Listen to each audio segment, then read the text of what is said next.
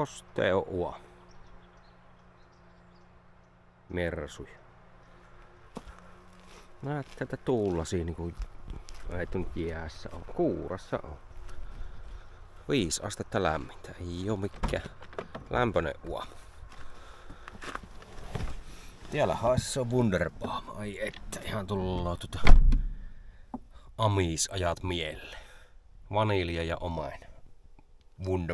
Wunderbaum. Vähän tähän duuni. Perkele, eipä mulla avaimia. Muisti kortti jumis.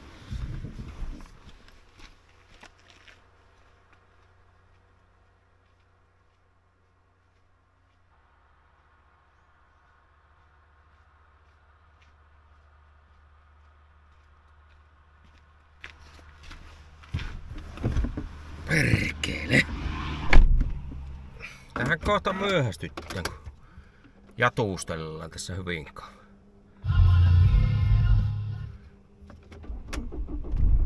Ai että. Noin se korahti Mersu tuossa käänti. Missäs mulla nyt on?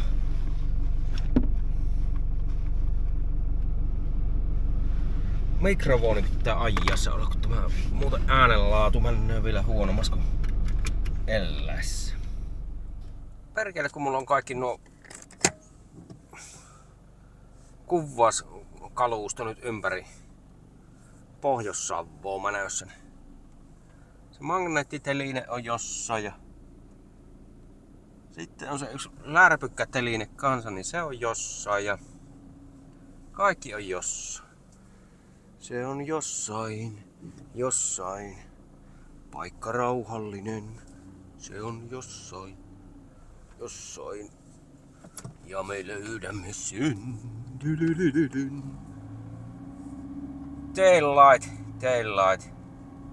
Taillight, check lamp, substitute lamp on. Check lamp, washer fluid, check level. Aamu alkaa aina kuittailla noita Mersun ilmoituksia. Mikäs teillä nyt rämissä oikein? Joku teillä rämissä. Niin näin se vaan homma eteen. Mikä teillä täräi? Joku jossain tärissä.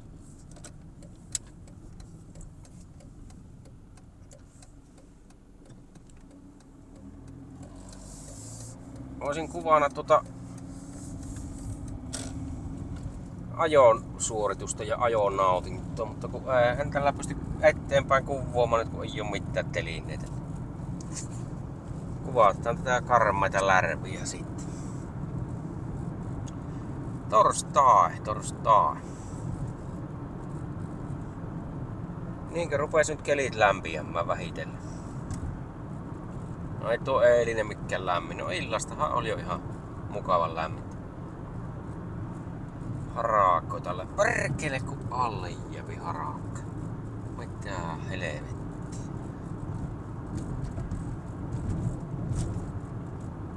Niin.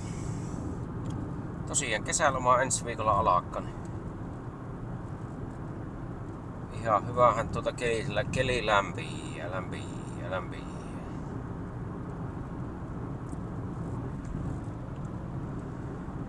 Joo, tässähän olisi kesäloma eka viikko semmonen suoritus ja projekti, että siitä minun siitä sinisestä Mersusta, siitä 203, niin siitäpä loppuu leema ensi viikon aikaa. Se on nyt pojalla ollut ajussa, niin tää varmaan viikonloppuna ottoo ja vaihtoo näitä aatoja. Sen verran, että minä otan sen ja sen ajuja. Ja saisin käytettyä sitten leemalla. Mitenköhän se on lopumasta viikkoa, se taisi olla se leeman loppumisaika sille. Niin kateilla sitä vähän ja käyttää konttuurilla sitten. siinäpä sitä viihykettä sitten on niin varmaan, kun ruppaa siitä niitä vikoja korjaamaan. Viihykettä ja rahaman.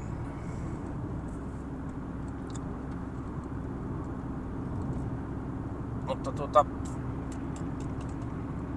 oma valinta nyt on ollut nämä edullisempien aatot. Säästöluokassa mennään, niin silloin siinä tullut vähän pahana rastina se, että niitä joutuu välillä vähän korjaamaan ja enteroimaan.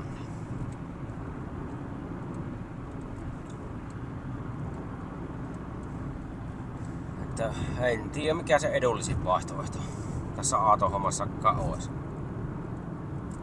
Ja tarviiko se aina tosiaan olla se edullisin vaihtoehto? Ehkä se on tärkeämpi aina ajatella sillä, että itselle järkevin ja toimivin vaihtoehto. Minä nyt on kokenut, että se on nämä edulliset aatot, missä on suht pien se lähtökynnys osto, halpa kottero ja sittenhän siihen pitää rahaa laitella sitten pitkin vuotta ja tasaisin väliajoin. Ja välillä tietysti pikku yllätyksiä tulloo, että aatot on paskana tai sitten tulloo yllätyksiä, että katoppas vuosman, että aato ei ollutkaan paskana ollenkaan. Onhan niitä hyviäkin vuosia. Vuodet ei ole veljiä. Kun aina täällä tupaissa törmää noihin kommenttiin, että kannattais noin tehdä ja kannattais noin tehdä. Ja tekisit nyt näin, kun minäkin teen näin. Osta Toyota, kun mulla on Toyota. Ja osta Toyota, niin ei munaa sojota ennen. Ja mitä niitä on niitä sanonta. No, siinä tulisi tullut vitsiä. Osa ei ymmärrä edes vitsiä, niin sekin on vähän aina hankalat.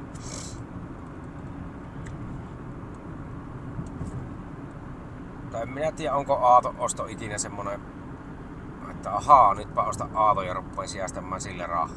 Ei se ehkä niin toimi. Ehkä se säästö aina häviää sitten kuitenkin siinä johon. Esimerkiksi jos ostat uuden, tai edes uutta vaan sähköaaton, niin kyllähän sä joudut sitä velekkoa, jos niin oot tämmönen tavan duunari, niin ottamaan sitä velekkoa ja maksamaan sitä velekkoa. Tokihan sinä tietysti polttoaine säästöillä sitten makselet sitä lyhennystä hyvästikin poikkeen, mutta en minä tiedä säästätkö sinä siinäkään mitään. Onhan se tietysti se hyvä, että sinä saat ajaa uudella aatolla. Mutta en minä tiedä, rikastuuko sille, jos sinä sähköauton ostat, niin ei varmaan. Tai jos ostat tämmösen vanhan Mersun paskan, niin ei tällä rikastu kyllä. Mieleltään rikas, niin se riittää.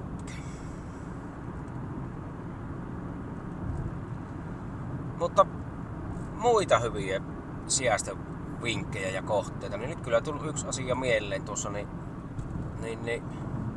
lopeta perkele viinan juonti. Sillä sijasta joetaan satasia ja tonneja vuotta ihan hyvästikin. Kun et vajaa joka viikonloppu sitä laatikkoa tai 2 laatikkoa kaljaa, niin.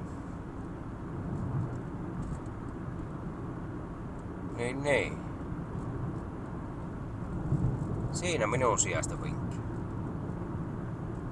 Ja toinen hyvä, älä polta perkele tupakkaa. Tuo säästy rahaa. Ja viinajonin niin lopettaa, niin säästyy tuo tietokoneen näppäimistö. Ei tarvii paakuttaa niitä viestiä 10 000 per yö aina, että perkele tekisit näin, etkä nui. Hyvä immeni. Tiedä niin kuin minä tiedän. Ei, kun kaikki tekee niin kuin kaikki haluaa tehdä. Mutta jos miettii, niin kyllähän nyt ehkä alkoholin käytön vähentäminen, niin Säästää paremmin rahaa mitä joku Aato-osto tai Aatolla ei sijasta. Sillä sijasta jos ei tarvis Aatolla ajo ikinä eläessä, mutta se nyt on mahdoton tehtävä ainakin itelle kun asuu teillä vähän kaavempana. Toki jos olisi joku kaupunkilais ekohippi ja asuus keskustassa ja olisi jollain jopolla aina töihin, mutta nyt ei toimi sekään. Eli niin kuin sanoin, niin se pitää olla itelle kääpänen se. Aina se vaihtoehto. Ei siinä muiden aata sanoa, että olisit jopolla töihin, mutta ei tämä nyt oikein onnistu sekään.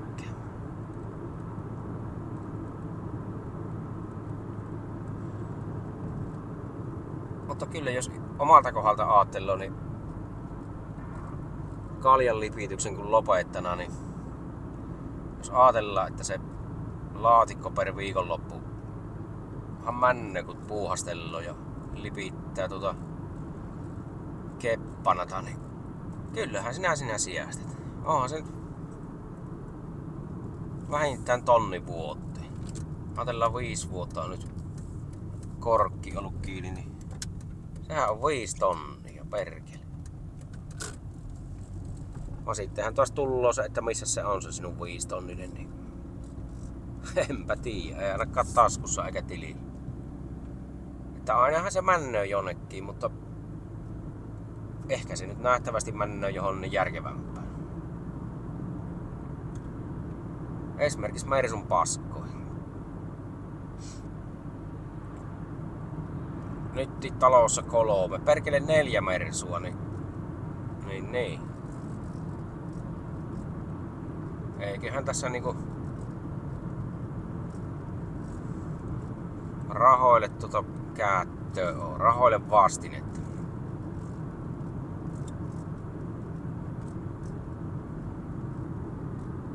Pitäis koettaa aloittaa joku oikee sijäästäminen. Minä on tosi huono ollut ikinä sijäästämään. Ei oo jäänyt tilistä, kuule ei ikinä milloinkaan niinku mitään taskun pohjalle tai tilille rahaa roikkuu.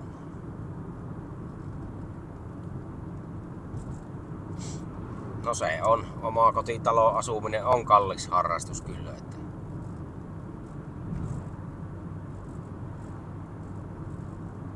sen, että lainat maksat pois ja kaikki muut jutut, mitä tuossa omakotihommassa on, niin, ja siihen aatohommat vielä, niin, ja syödäkin pitäisi, niin kylläpä se tili on silloin jo tyhjä. No on tämä tupe nyt ollut hyvä. Tämä nyt jonkun satasen tuopi aina kuussa lisää rahnoa, mutta eihän tällä rikastu näillä katselukerroilla ja tämmöisellä sisällöllä, mutta jotain kuitenkin. Suopihan sitä aina tankkiin polttoainetta sillä rahalla.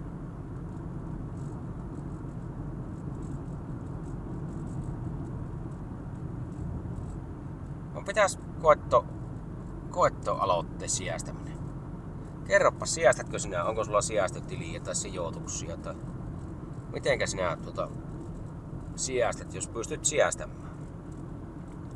Eihän se toki ois kummonen, jos sen pistäis aina sivuun, sen pikkusiivu aina joka kuukausi, mutta jos sinä sitä käyttötilille tulla pidät, niin kyllä se voi häviää jonnekin. Oikeastaan paremmin sijästyy sillä omalla kohdalla, niin jos ja kun kätteestä sattuu pyörimään taskussa, niin ne on pistänyt aina sitten syrjään, niin niitä minä en sillä sitten hupuloikaan. Olisiko siinä idea, että nostais joka kuukausi pikkusen tililtä rahoja ja panis jemmaan? Toki eihän nyt normisijäästötileillä varmaan korko on minkäänlainen, mutta eihän se kyllä korkoa kasva, jos se tulla jossain kukkaruukussa on seteilit nippupiilossa, niin sielläkään. No, en tiedä. Nämä nyt on näitä. Oishan se mukava, kun ois sitten jossain vaiheessa sitä Ylmierestä, mutta rahoo sijaistossa. Mutta sijastaminen ei ole ikinä onnistunut minulla kyllä. Aina on ollut jotain, mihinkä on rahat suona työnnettyä.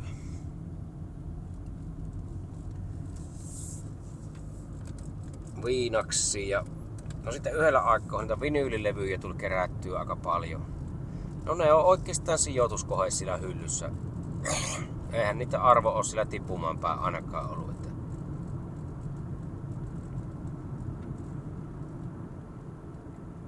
semmoistakin miettinyt, että jos perkele myös levyhyllyn tyhjä, se pistäisi rahoiksi. Sieltähän tulisi tuhansia ja varmaan kymmeniä tuhansia. Mutta siinä on työmuoruuta yksitellen kaikki levyt myymään hyvällä hintaa.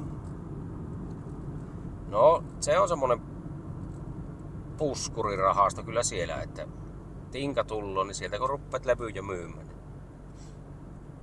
Suot sinä tuossa kaaravelliä ostettua, jos tiukka paikka tullut. Ja muuten niin pitäisi jotain konmaritusta ruveta, kun mitä se on se konmariina, Morris Marina, mikä se on. Hävittämään kaikki ylimääräinen. Tuopiko se romu minkäänlaista? No tuopihan se kyllä hyvää olon tunnetta, kun on Suzuki PV:tä ja kaikkea muuta. No PV niin kun myös, niin sillähän saisi varmaan jonkun 1-2 tonnia varmaan rahaa. Mutta mihinkä se taas sekin häviäisi, niin samahan sekin on olla se rahaa kiinni siinä itse tuotteessa. Ja sitten jos joskus, niin hätäpäissä mööpi helvettiin.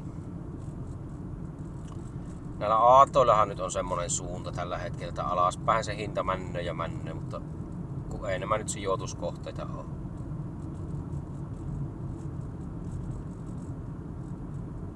Nämä on semmosia käyttöesineitä. Hinta tippuu ja tippuu. No eihän se nyt ole mahdottomia voi tippua, jos se nolla rajaa saavutetaan.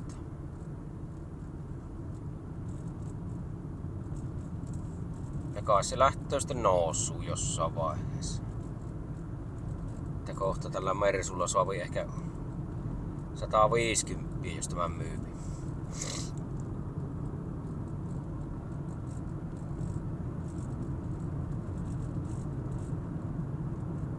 Joo. Eli mitä? Mitä tästä nyt opittiin tästä höpinästä? Ei yhtään helvetin mitään. Tänään pitää muistaa polttimuota Mersuostoja. Vaihella polttimuotoja.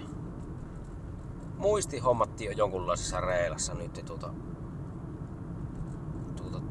tietokoneen muisti. Oma muisti on edelleen ihan hutera hetero perkele.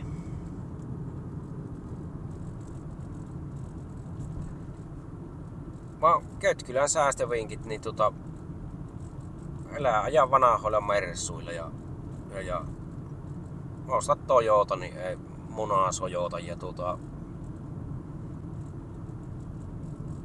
lopeta vittu viinan juonti. Tämäkin oltais pilkes silmäkulmassa sanottu. En jeesustele. Mutta jos niinku ajatellaan järeillä ja rahaa, ja tietysti jos ei rahasta pulaa on, niin samahan se on kuvattu kurkusta alas.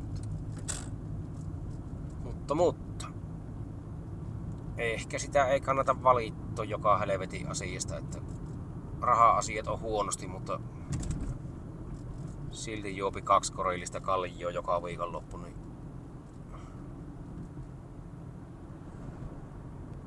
semmonen ei oikein minun järkeenkään. Mutta näillä tähän torstaissa. Nyt töihin tekemään sitä rahaa, niin sopi Mersuja korjata ja syödä vaikka rillimakkaroita. Aiku hää.